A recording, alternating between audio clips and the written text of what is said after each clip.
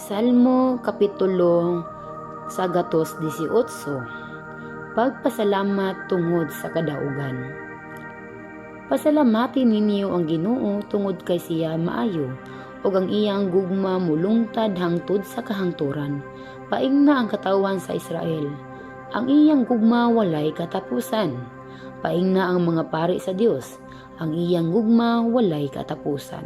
Paingna ang nagtahod og may kahadlok sa Ginoo, ang iyang gugma walay katapusan. Diha sa akong kalisdanan misangpit ako sa Ginoo, ang Ginoo mitubag ug miluwas kanako.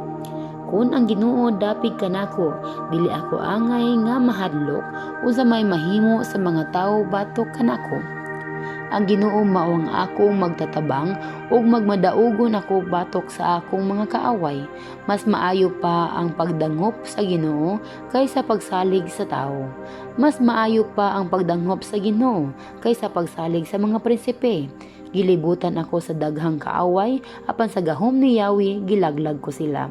Gilibutan ako nila, apan pinaagi sa gahom ni Yahweh gibuntog ko sila.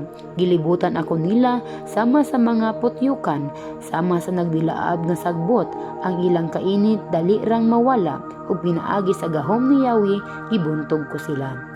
Giatake ako nila pag-ayo ug hapit na ako mapukan, apan gitabangan ako sa Ginoo.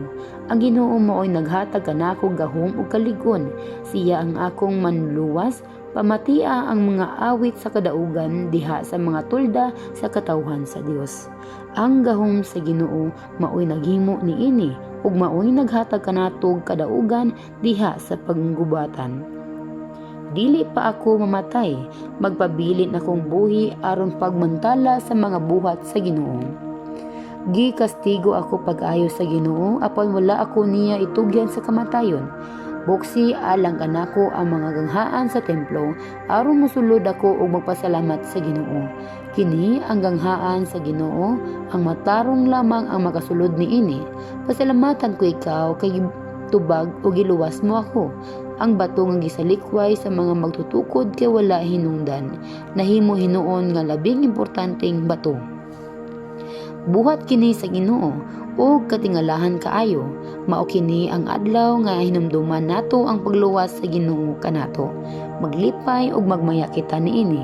Luwasain taon kami og Ginoo, hatagin taon kami kalumpasan, bulahan ang mianhi sa ngalan sa Ginoo. Gipanalanginan kamo namo dinhi sa templo sa Ginoo. Ang Ginoo mao ang Dios ug maayo siya kanato. Pagdala kamo og mga sanga sa kahoy ug sugdi ninyo ang kasaulugan. Pagmartsa kamo libot sa halaran. Ikaw ang akong Dios ug pasalamatan ko ikaw. Isangyaw ko ang imong pagkagamhanan. Pasalamati ang Ginoo kay maayo siya ug walay paglubad ang iyang gugma.